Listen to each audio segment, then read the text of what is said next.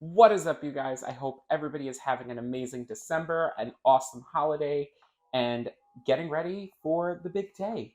As you guys can see, I have my Wet Bandit sweatshirt rocking out because tonight I have a Friendsmas. So, one of the biggest requests that I get at not just Friendsmas, but all different family gatherings and friend gatherings all throughout the year is my infamous buffalo chicken dip. And when I tell you, it is simple, quick, easy, and most importantly, delicious. Let's go ahead and start the preparation. Cat wanted to get in for a little, a little footage. He's hungry, that's why. So before I get into the video, let me go and feed him. So the ingredients that you guys need today are chicken breast, your favorite hot sauce of your choice, ranch dressing, cream cheese, chicken broth or stock, mozzarella cheese, and a scallion. So the first thing that you're going to do is you're going to turn the oven on a medium-high heat to warm up the pot. What I like to do, you can use an olive oil, but I use an avocado oil because it's a neutral oil and it has a high temperature. It's a high temperature oil, so it doesn't burn as easily as an olive oil would. So you're gonna pour, I would say probably about half a tablespoon in the pot. You're gonna let it heat up. And just letting everybody know, I did wash my hands before the preparation part. Just make sure you wash your hands and make sure that you're clean and hygienic without, cross-contaminating everything. So as the oil is heating up, you're gonna take the breast cutlets.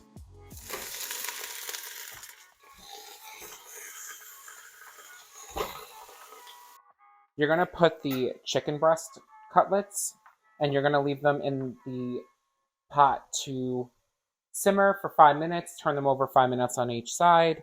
All right, after 10 minutes of letting the chicken breast just sit and simmer in the pot, the next thing that we're going to do is we're gonna let it simmer for an additional 10 minutes, but this time we're going to add about a cup of chicken broth. What I used was the low sodium variety because at the end of this dish, there are going to be a lot of salty things, aka the hot sauce has a ton of sodium in it. So if there are different ways and alternatives for myself to avoid, in other products, the sodium, that'd be great. So I'm using a low sodium broth.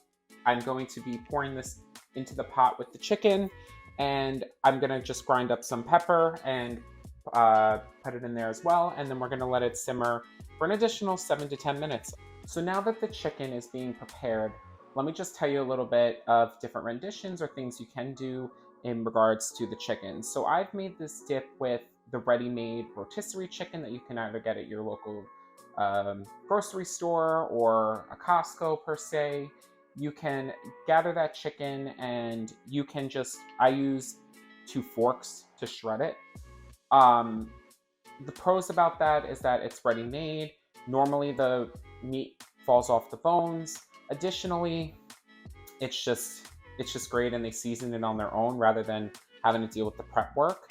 But the cons that would come out of this is that unfortunately with the rotisserie chicken is that you have to go into the nooks and crannies and be hazardous of the different, there may be a little bone shear in there, and it's just extra time and coursework that you need to get through in order to shred the chicken. Whereas if you get a chicken breast per se and we cook it ourselves, I pick up a boneless and skinless chicken. That way it helps many of my issues, whereas there's no skin or bones for us to pick out when making this dip. You can use chicken thighs. I've had used chicken thighs before. What I will say is the alternative, if you use chicken thighs, it is a fattier part of the chicken, so that can cause the dip to become a little more liquidy. So I would say I would counteract that with using more, if you wanted to use less liquids in here in the dip, less hot sauce or ranch or whatever. That it's just or you want to like do a mix between the two. But I recommend a chicken breast over a thigh because a chicken breast is more lean than a thigh, and you'll get the consistency that you want from the dip. Now that we got the chicken in the mixing bowl, there are two ways to shred the chicken. The number one way is using a stand mixer and using the blender to shred the chicken. I don't have a stand mixer, so I'm going to go the old-fashioned way, and I'm going to take 2 forks and just go ahead and shred this chicken until you get it to the shredded consistency that you need. But see how it's been just sitting in the stock and how easy it's just shredding? So you're going to do this until your chicken is fully shredded. All right, guys, now that the chicken is shredded, we are going to put in the remainder of our ingredients. The first ingredient that you're going to use is hot sauce. The one that I'm using is Frank's Red Hot, but you can use any hot sauce of your choice. Now, we are going to pour in 1 cup of the hot sauce. Typically, it requires half a cup, but since I am doubling it, I am going to be pouring in the full cup of hot sauce. The next ingredient that we're going to use is ranch dressing. Just like the hot sauce, you can use your favorite brand. The brand that I'm using is Wishbone. The recipe calls for half a cup, but since I am doubling it, it will be 1 cup instead. Once the dressing's poured, just make sure that you're scooping out all the leftover ranch in your measuring cup. You don't want to leave anything behind. The next ingredient is the cream cheese. This recipe calls for 1 8-ounce block of cream cheese, but since I am making more dip than the recipe calls for, I'm going to be adding another half block of the cream cheese. Now, depending on how thick you like your dip, I do say that the more cream cheese you add, the thicker it will be. If that is how you roll, then most certainly you can add the cream cheese, especially if you over poured on the ranch and hot sauce. But I find the 1.5 block method instead of 2 blocks of cream cheese is the most effective, and it will bring you to the consistency that you're. The final tip that I have for the cream cheese is just make sure that you leave out the cream cheese for a couple of hours or so. You want the cream cheese to be softened. It'll make your mixing a lot easier. Now that we have all the ingredients in our bowl, we're going to be mixing them all, and you want a thin paste-like texture. I'll show you what I mean once it's combined. Now, this is the consistency you're looking for once the ingredients are combined. We are going to take the dip and pour it into our baking tray. Since this is a liquidy dip, when you pour it in, it does not need to be greased. It can go in as is. Just like I said prior with the other ingredients, make sure you get all that dip out, all that deliciousness out of your mixing bowl. Once the dip is poured out, just spread it out to cover all corners so you're able to bake it evenly. Once you have the dip spread out, you're going to take your cheese and sprinkle it on top as much as you like. The cheese that I'm using is mozzarella cheese because it brings out the appeal of the dip. It's melty, it's ooey, it's gooey once it's heated through and melted from the oven. Now, the recipe originally calls for blue cheese crumbles on top once it's baked, but not everybody likes blue cheese since it is a stronger cheese. So I'm going to go with the safe bet, and I'm going to use mozzarella cheese. I like the topping because it gives that, like I said before, that ooey, gooey consistency you're looking for. So I am pouring a lot on top of my dip. So you can pour as much or as little as you like.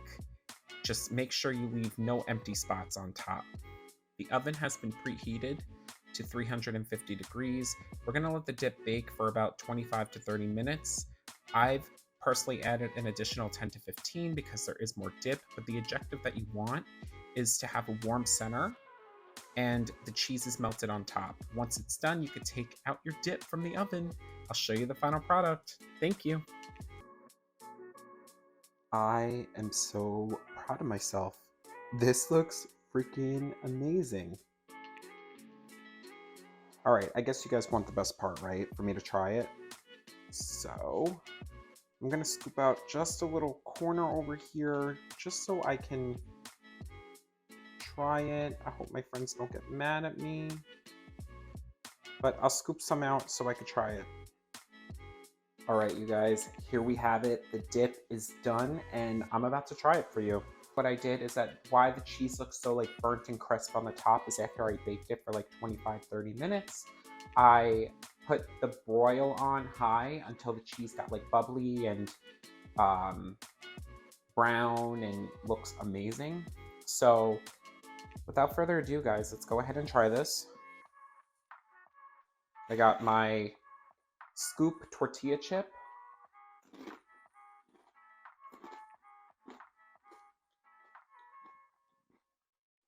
This is award-winning over here, guys. Amazing. So this dip, what I like about it is that it is so versatile. You could bring it to a barbecue, you could bring it to a birthday, you can bring it to, I mean, this is a major huge dip for the Super Bowl. So this is a great recipe idea for any event, any time of the year. And it's so quick, so easy. More about 5 to 6 ingredients. How easy can that get? And overall, it's a great dip. So what I'll do is I'll go ahead and I'll post the traditional recipe in my description box. Like I said, I doubled the recipe because I'm going to a friend's miss with a lot of people. But the single traditional, so probably serves about like 6 to 8. The portion I did is like 10 to 12 about. So with that being said, guys, like, comment, subscribe, spread the word. Like I said, I have so much more content coming out, and ride this journey with me. Okay, take care, guys.